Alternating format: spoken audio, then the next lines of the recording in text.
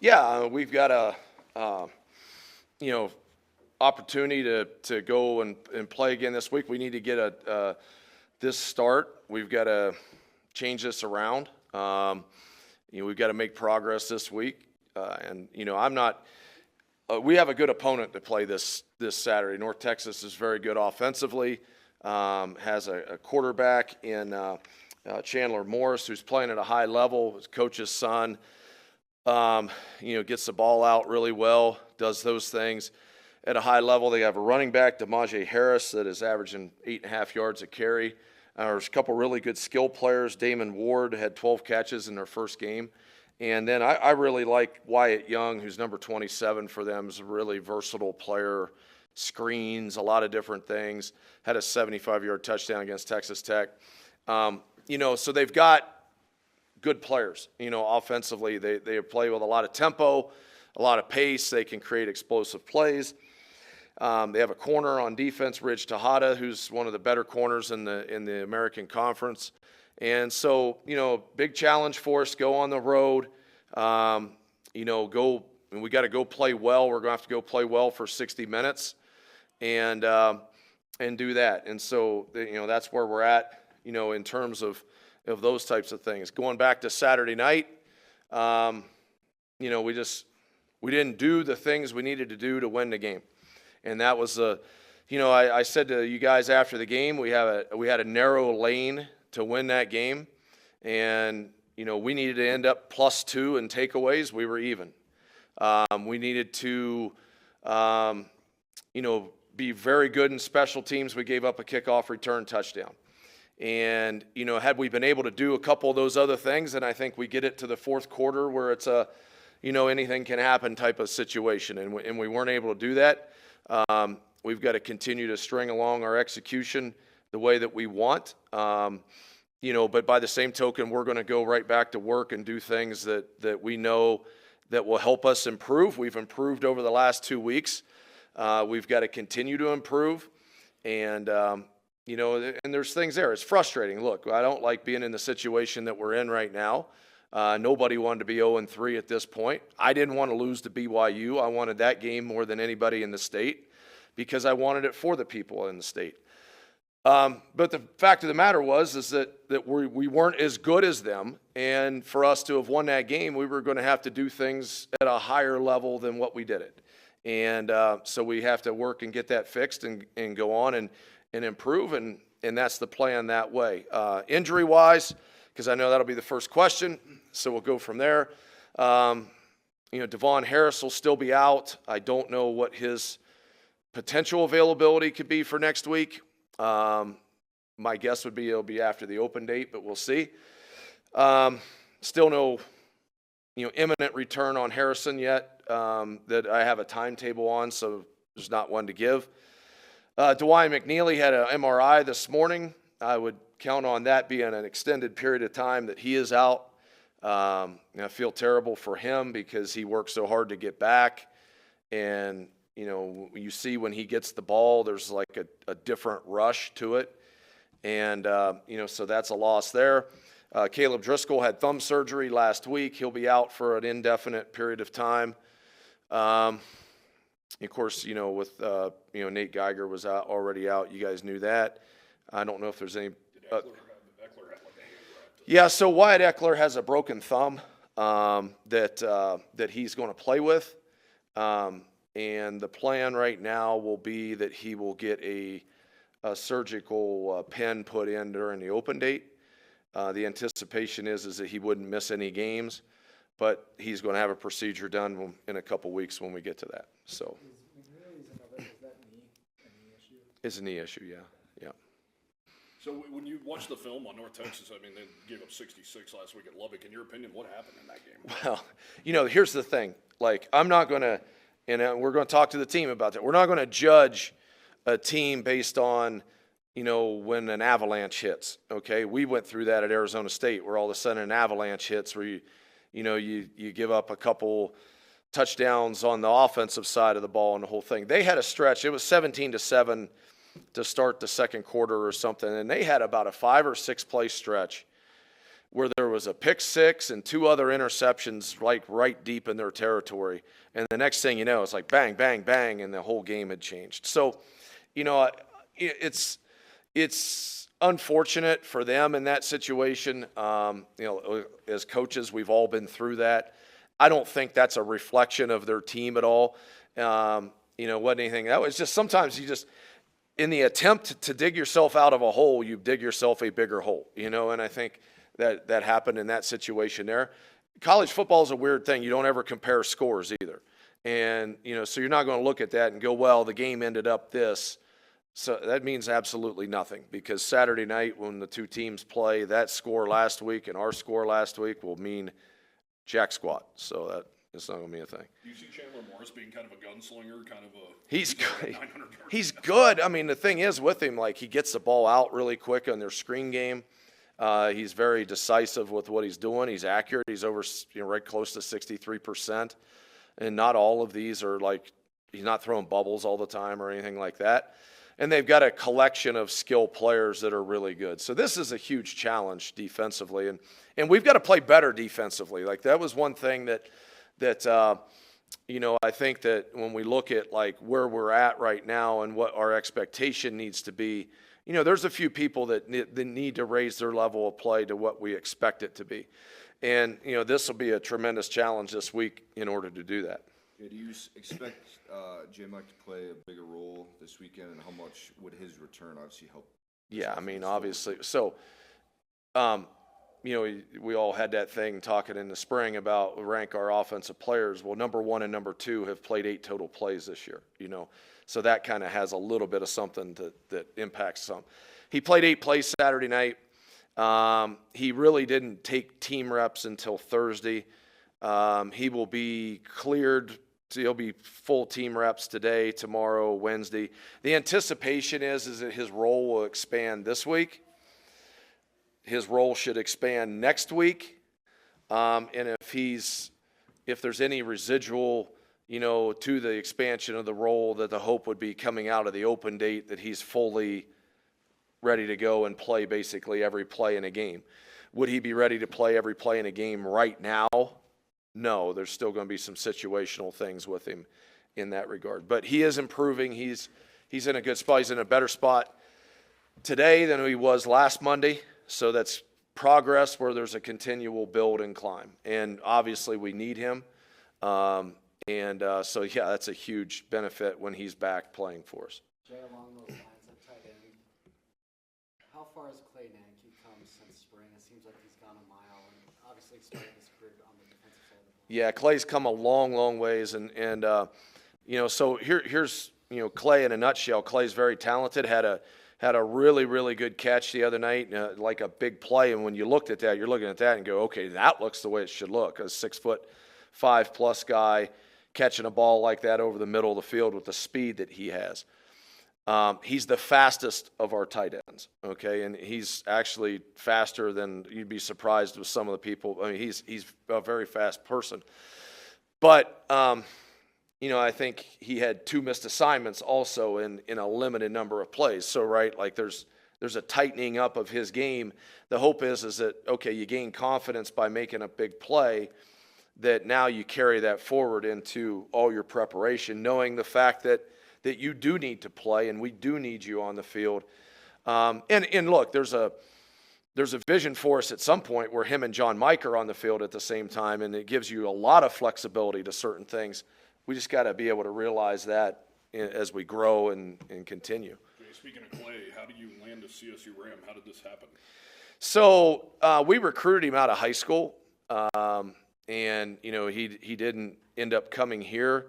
He knew, between Coach English, who was recruiting him at the time, Marty's the one that asked me in early January. In fact, I remember the phone call. I was kind of doing the state tour type thing. I was pulling up to Douglas High School when I got a phone call from Marty and asked if we'd be interested in Clay Nance, and because he was like, Wyoming is a better fit for me. I should have went there out of high school.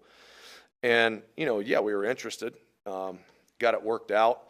Clay and I have a really good relationship. We've kind of, crossed some rivers and things, and I think Clay's going to be an impactful player for us going forward. It's no different than, look, I feel the frustration because I see the frustration, and I have to wear the frustration in the fact that I think that we need to be better offensively. We need to be more productive offensively and all those things in that regard. We have a new system, a new quarterback, and then you're also having players emerge like Clay Nance and TK King and Jalen Sargent and things like that. So there's still a finding our way process that we're working through a little bit in that regard. And it, I like the demeanor of the team is really, really good. How they approached today, really, really good. Their reaction after the game the other night, really, really good. There's no division. There's no, pointing fingers or this side's not doing this or this guy didn't do that. We're all in it. We all know it. And we all, understand the fact of what we've got to do to get better. And I also think the other undercurrents that you always look for as a coach is, okay, was the training room, is people doing what they're supposed to, going in and getting treatment after games and going in, yeah, it's full as far as people go in there for anything, whether they got a bruised elbow or whatever. They're going in there and getting all their work done. We had recruits in this past weekend. If there's an undercurrent of some kind of issue on the team, it's going to come out through some conversation with a recruit. Nothing. So, we just got to get better. We got to keep progressing. We got to go. I remembered this yesterday. In 2021, for anybody who's got a memory back that far, which I do, we had a stretch in there. We got shut out by Fresno at home, and we scored 3 points against New Mexico on homecoming. Okay, I can tell you this right now. The defense that played out there Saturday night was a whole lot better than those two were. And we had a stretch in there where it wasn't very good. All right, and Coach Bowl, we just kept, okay, we got to keep doing this. We got to keep progressing, and that's what we got to do, right? And we got to create our own momentum, and in order to do that, we've got to keep preparing for it. And then we got to make the plays when they're available to us. And right now sometimes we hit one or two, and then the next thing you know, we miss a couple, and it just sets us back, and that's where we're at. Time to get right against a team that's 131st in the country in pass defense? Look, again, it's one of those things that, they've got players who do some good things and all that, and I'm sure that they're looking at ways of saying, hey, this is a time to get right against a team that hadn't been completing very many passes, I think that's – I think we have a huge challenge defensively against their offense, and I think what's going to happen is their defense versus our offense is going to be a big telling thing in the game this coming Saturday, is the fact that we need to be able to establish some things, and we need to be able to create some things, and we're going to have to score points. We're not going down there and shutting out North Texas. They're good on offense. That's not happening. So we're going to have to score some points, and we know that.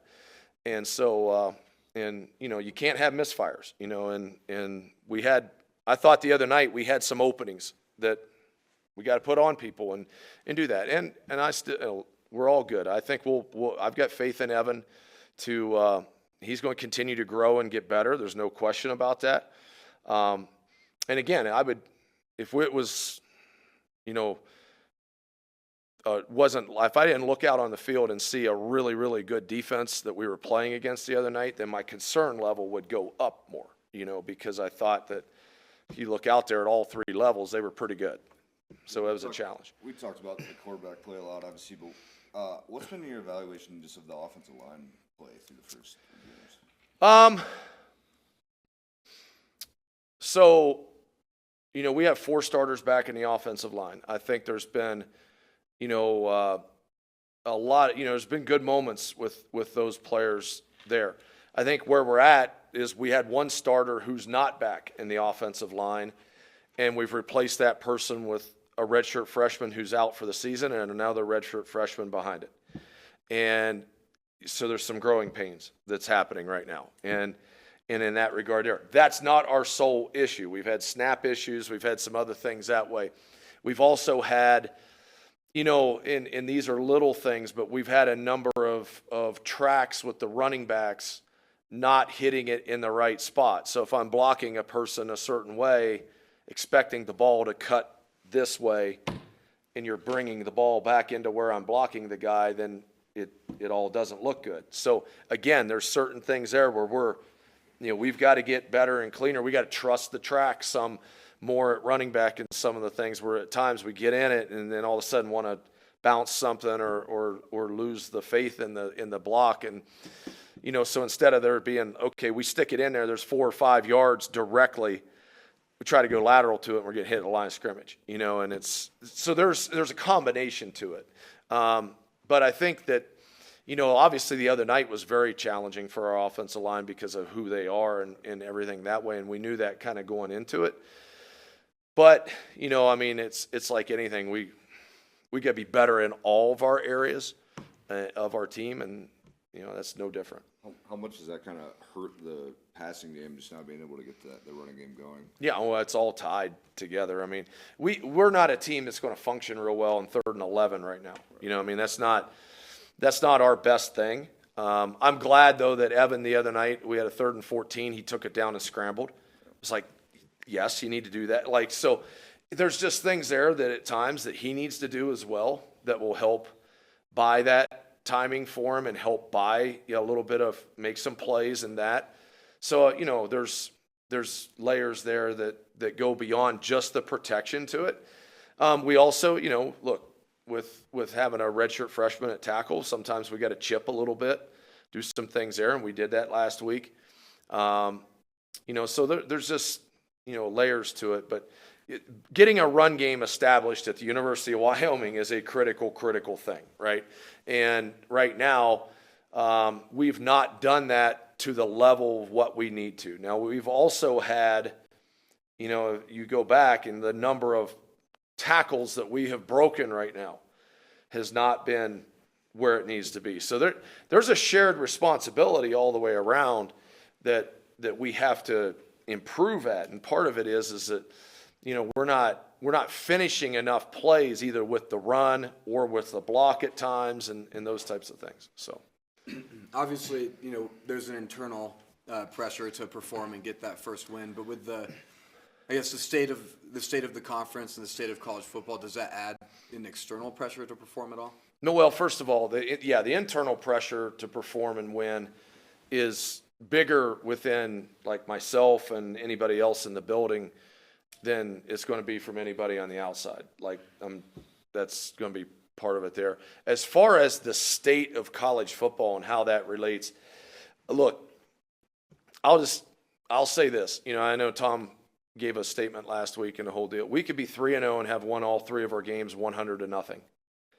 And there would have been 4 teams lead for the Pac-12 last week, and we weren't going to be one of them. Okay? That doesn't mean that we're not eventually going to be into something like that. I don't know. That's going to be above my grade level on things. But what's going to happen with it, you have people who make decisions in that aren't typically even athletic administrators. There are people who look at numbers of TV sets in a market and things of that nature. And, we have one team that's very close to us that claims the Denver market, right? And so that's where that's at. San Diego claims a big market, and those types of things there. How that relates to, us and anything else. Look, we got to do the best thing we can of putting the best product forward and playing and winning the games the way we need to and do things the way we need to. We got to make a lot of progress within our football team itself. We're going to plan on doing that today. We're not alone, like in the Mountain West Conference, other than UNLV. Nobody else has beaten a power conference school yet. So, it's not like we're the only one that's struggling against a couple of these people. We're not. We just had a game that we let get away that we didn't execute. And so everybody would be sitting here a little bit different if we had finished that one off. So we got work to do. We have a ton of it to do. But like I told the team Saturday night after the game is the fact that the message was pretty clear, and it's the fact that I love coaching this team, and I still have 100% belief in this team. Now, that doesn't mean we don't have a lot of stuff to fix and a lot of ways that we have to get better. because we do. But to sit there and all of a sudden say, well, I don't think that we can win this, or this just because of, how we, played for a quarter against BYU Saturday night or something like that. That's not the case, So we have a lot of growth to do, and I think we've got the players that can do it. But we're got to do it this week too. I mean, this is a huge game for us, and so everybody in the organization knows that, and we've got to play really, really well to have a chance to win. What did you see from Isaac White in his return? He had 10 tackles. Isaac's our most consistent defensive player, period. Right? So, I mean, look, Isaac White does the same thing every day. I love coaching Isaac White. I've loved coaching Isaac White from the time that I got here. Isaac White is our best, most consistent defensive player because every day he does the same thing. He always plays a disciplined style of football. He never is out of an alignment, doesn't miss an assignment, doesn't have any of those issues that way. Nothing. And so because of that, you always know the performance and what you can expect out of Isaac White. When we lost him for the Idaho game, yes, that's a hit. We're going to be without Rook for a half this week. I'm not going to say anything else about that because I don't really want to get fined. We did appeal it. We did get turned down. Beyond that, I think that's all I'm going to say about it. So, How do you get more guys to play like Isaac? well, I mean, part of it is that's going to be a message to the defense today about some things about, I think in a couple situations, and one of the curses of experience is a guy who then wants to try to do too much, right? What Isaac does his job and stays in his lane. He never tries to get out of his lane to go into somebody else's lane. And so that's going to be a point that's made really clear to a couple people today, because I do think that at times we've got people trying to do more than what just you need to do, and that's a big piece of it too. You kind of brought up 2021 and how you guys handled that 4-game skid. Because you've never been a head coach, how much will you lean on what you maybe saw Lou Holtz, how he acted toward his team, or Jerry Kill, how he acted? Oh, yeah, there's no doubt. And I think there's a different thing to it, too. Like, I was with Jerry Kill, and we were rebuilding a program, a couple different times, and so you knew you were going to go through those type of things. Different thing. There's an expectation here for us to be good, and that there's still an expectation within this year to be good. Where that got difficult, and I thought that Coach Bowl did a good job with that, was those were all conference games. Air Force, we didn't score the second half. Fresno, we didn't score at all. New Mexico, we scored 3 points. And then we went on the road and lost to San Jose. And we came back and beat Colorado State and then beat the dog out of Utah State, who won the conference that year. And what happened was, though, we just kept going about the fact that we have to get better, we have to execute, control the things that we can control, and we put ourselves in those type of spots. And so, the one thing that you don't do, and you learn from experience, is all of a sudden, completely cut the tree down after 3 weeks. You know what I'm saying? And, look, I think that, I don't know what they end up, but I think BYU has a pretty good defense. And for me to sit there and all of a sudden throw out everything we're going to do offensively and change quarterbacks and change all this other stuff based on how we perform against them, like that, that'd be an overreaction. And we have to get better. I understand that. We've got to make progress, but there's also a process to making that progress. And I don't think that anybody in their third college start of a season against realistically, it's been 3 really good defenses. I told you guys before we played the second team that they're going to have a better defense than a lot of people we play. And they will. And, so we have growth to do. We have a lot to get cleaned up. We have a lot of work to be done. But, just like the message I told the team the other night, I still have 100% belief that we can get the things done that we want to get done. Other than the fact that we all wanted to win that last game. There's no doubt. And it's a disappointment that we didn't, and we got to turn a page and move on and try to get the next one.